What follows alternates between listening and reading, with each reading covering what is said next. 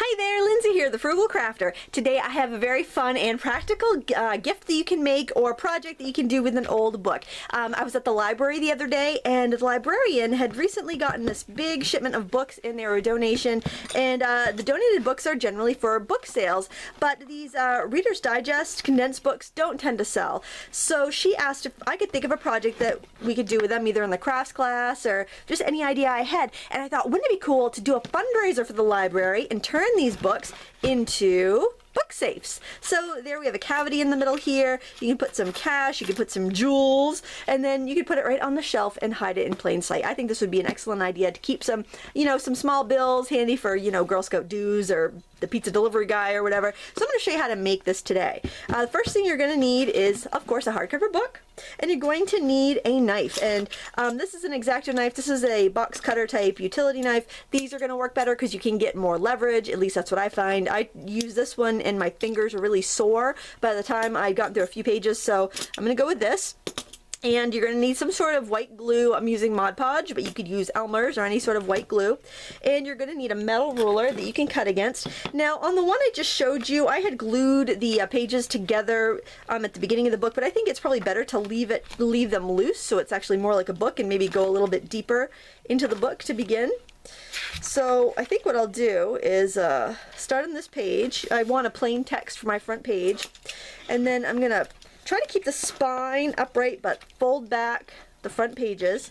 And then what I do, because it's just the easiest, is I use the width of the ruler as my guide point for cutting, and I'm just going to go from about, 1.5 inches from the edge.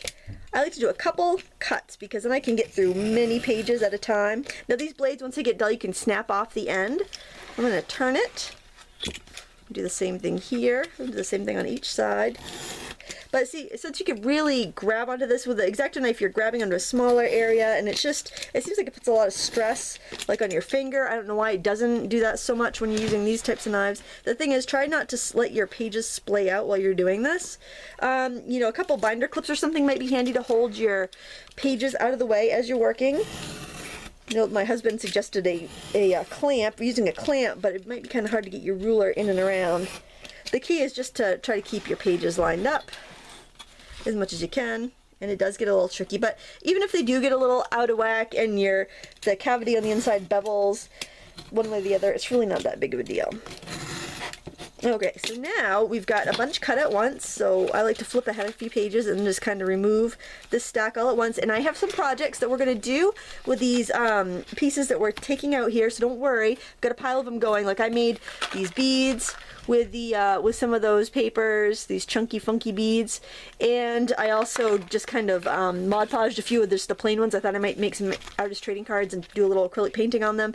So we're going to do some stuff with that. I also made some podgeable paper, which I think I might cut up and make into beads, but this is kind of a Mod Podge coated collage paper that I think would be kind of fun for something.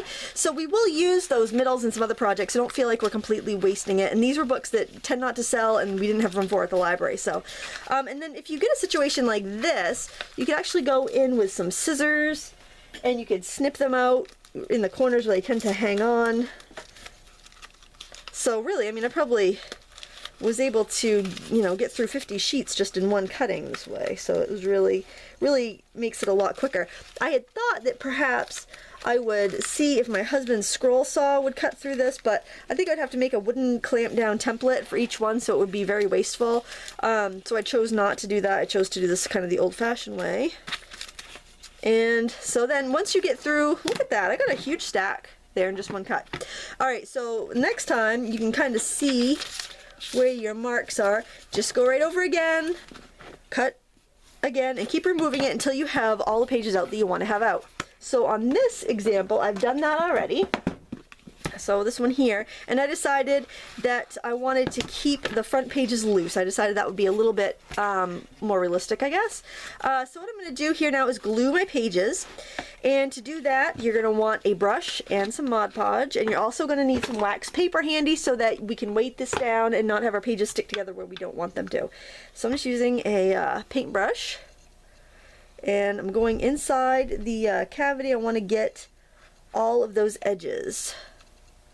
painted. So you don't have to glue every single page together. You just want to get in there. And if you could, oh, I think you could probably see what I'm doing. I'm just really slopping on that paint. And I'm using glossy Mod Podge, but probably a matte Mod Podge would be better. Or any white glue is going to be fine. You don't have to have Mod Podge. The nice thing about this, though, is that it will seal it. And this old book paper really absorbs it well. And it's like when I'm doing this, I'll actually let the pages hang open a little bit so it can really get in there and seal everything up. You can see kind of areas where I kind of get out of alignment. And I have like a, you know, it's not exactly flush on the sides, but you know, whoop-de-doo, it's gonna do the purpose just fine. So I thought it'd be cool that if I could put it out there to any of the library patrons, we could have like maybe a craft night or something, and you know, have some hot cocoa and coffee and cider and stuff like that, and then get together and make a bunch of these. I think it'd be a really great fundraiser, because I think what people don't really understand about a free library is that it's free for us to use, but it's not. But the programs aren't free. So you know, libraries pay for all the different programs they bring in, and when they have additional money, they can bring additional programs such as children's story times and, you know, puppeteers and all sorts of cool things. They can hire magicians. They can hire, you know, people to provide really cool programming. So you having an additional money like that, or money for extra books, you know, books that don't get returned, you know, all those little expenditures. It's nice to have a little extra money so that the library can have more resources. So hopefully I could get together enough people that would like to help me with that. That would be awesome, because if everyone could make, like, if we got 10 people, they all made 4 books, and then you could sell the books for, I don't know, what do you think? What do you think a book safe would go for, given that it would be a charity, like a donation? Let me know in the comments below. I want some advice there on pricing these, because obviously they're free to make. They do take some time, and they're going to take, well, they'll take some supplies in the way of, you know, glue, but, you know, not a lot. A roll of wax paper and maybe a couple rolls of wax paper and a gallon of glue or something. I think it would be a really fun idea. And it's useful. Cool for geocaching. So I'm going around on each side, and just on each side of these papers, just getting them nice and saturated. Also, I think it's going to help with the spine, not gluing the front pages together. This is really, I should just pause the camera. I can't imagine this is at all entertaining. There we go. I'm going to a Halloween party very soon. I'm dressing up. My husband's dressing up too, and I'm doing his makeup, so I'm hoping that he'll let me film it and I can get a tutorial done, because I did a pretty darn good job making him up like Frankenstein last night, so I'm hoping he'll go for it and let me film it. Alright, so one last thing I want to do is I want to get these last couple pages. I am going to glue these together. Okay, at least around the edges, because I want this to I really want those to be stuck down in the back.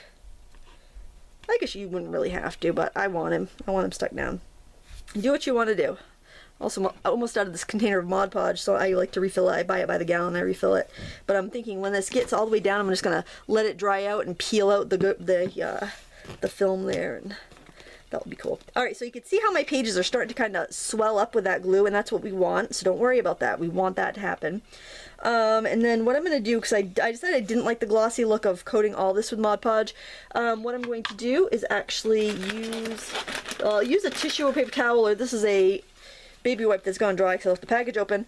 I'm just going to wipe off any loose glue there. And I'm going to give a little bit more glue under that page, just because I feel like it's going to come up, and I want that top page to be super duper neat and tidy. And I'll glue that down. Now you want a piece of wax paper, and you want to put that right here where this page is open, and then close this up. And I was pretty neat actually. I didn't really make a mess. So if you made a mess, then either fold your wax paper over or get a fresh piece. And then you actually, you know what, you do want the wax paper on top, because you're going to use a dumbbell, and it might, if there's any moisture, it might put rust on your book. So then put just kind of one of these dumbbell piece things, or something heavy. How do I call this? What's this thing called? Plate. A plate. This weight plate. Put the weight plate on top of your book and let it sit overnight, and then when you're done, you will have a snazzy book that you can keep your fabulous jewels in, and your money and all your good stuff. So there you go. Thank you so much for watching. Please give me a thumbs up and subscribe, and let me know what you would pay for one of these at a library fundraiser, because I gotta get this information together. Thank you so much for watching. Until next time, happy crafting.